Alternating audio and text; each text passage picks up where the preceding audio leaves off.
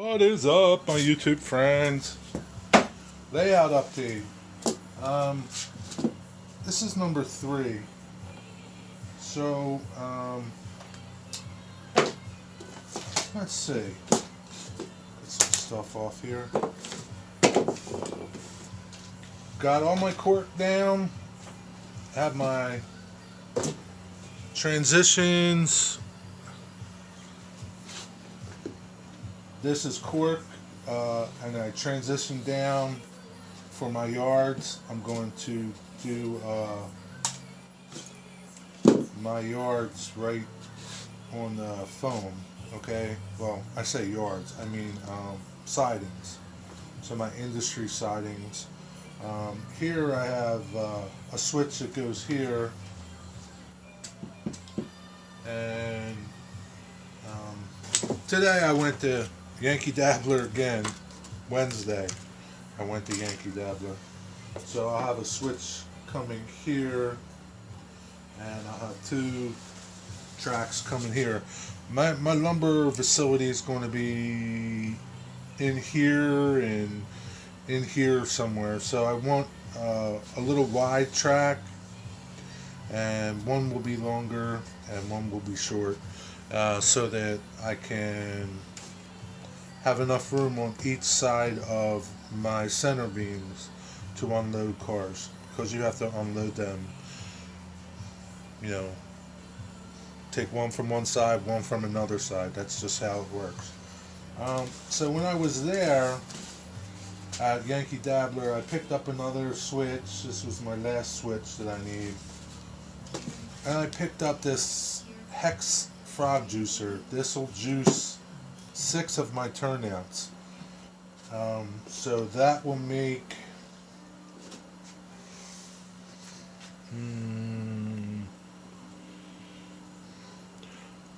this area here, the frog, where are you? This area in here. So with a Unifrog, this whole, out of the package, this whole rail is live, okay? Everything. The only part that is not live is the frog. The wing rails and the frog. There's a break here and a break here. That is, this section right here is the only section that is not live. And where I think I'll run into a problem with creeping 4-axle locomotives. So with these rails, with these Unifrogs, you put all metal joiners. You don't use any insulated joiners, okay? And you have the option of, I think in the directions they say to wire this up to a switch. So I have this hex frog juicer. It does 6 it'll do 6 turnouts. You just run your track power here, right? And each turnout, you run this wire to each one of these connectors, and this will do 6 turnouts. So that's how I'm going to do this.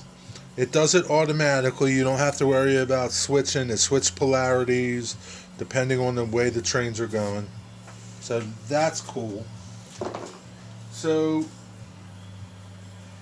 just a side thing. At first I did these transition pieces out of shim. Well, I came in the morning and they warped, you know. I did them out of shim. I came in the morning and they were warped up. So, and they buckled. Like I had 2 here and they buckled. X that. Done. Okay. I always keep a box of, man, you don't throw nothing away, man. Okay?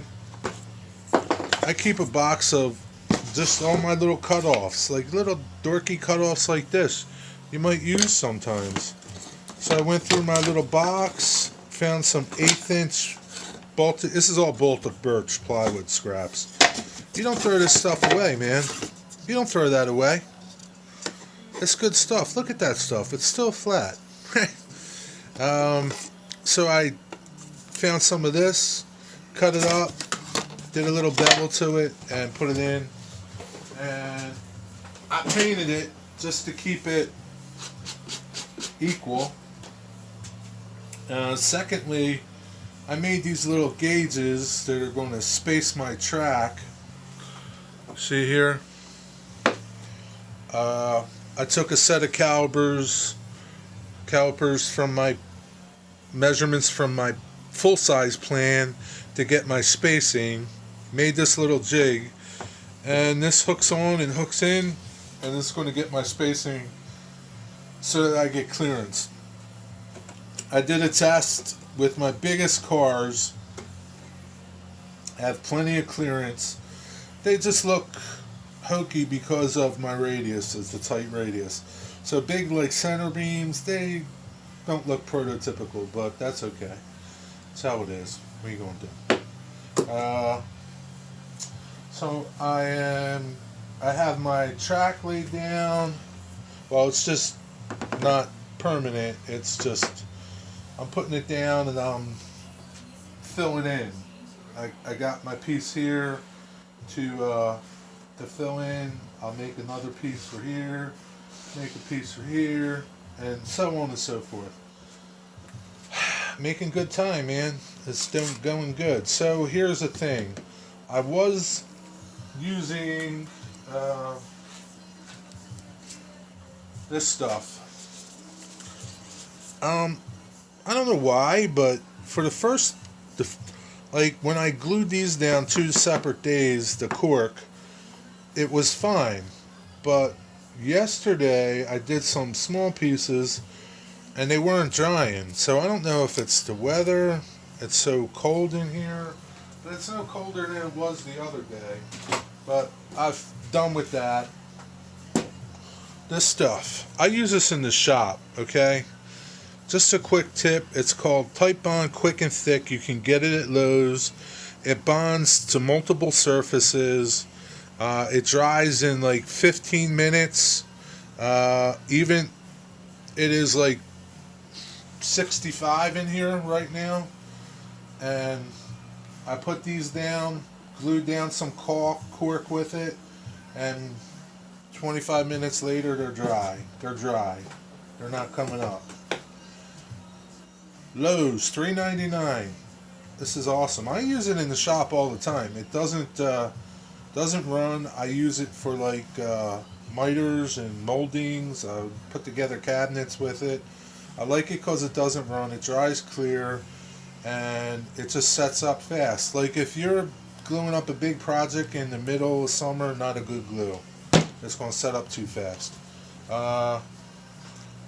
That is it for layout update number 3. I am moving along, and I gotta tell you, let me bring you up here. I am totally enjoying this. I really am. This is like, I don't want to say it's relaxing because it's not relaxing, but it's fun to piece it all together and to get it looking nice and doing all the little details to it. I'll take you over to show you something that I'm it looked like crap at first, but today I finished made it look pretty. But yeah, I am enjoying this. Man, if I can make a living doing this, I'd be happy. Hold on, let's go over and check this out. So you're looking at one of my crossovers, right? So I got a switch coming here, right? And it goes into this siding here, which will be an industry. And then it goes into a siding here, which will be an industry, okay? And this little transition, right? Transition. But I finally got this looking nice. Yesterday it looked like crap. I think I'm going to trim this back a little bit, and I think over here, once I ballast this, I'll make this a little wider in here to make it look nicer. But yeah, man, I'm really digging this. This is fun. And you know, at one point I was like, man, this was a stupid move buying this track. I should have just bought Kato track and snapped it all together, and I would have been running trains. But I am enjoying this fitting and finessing part of it, and that's what I like, even in woodworking. That's it. Layout update number 3.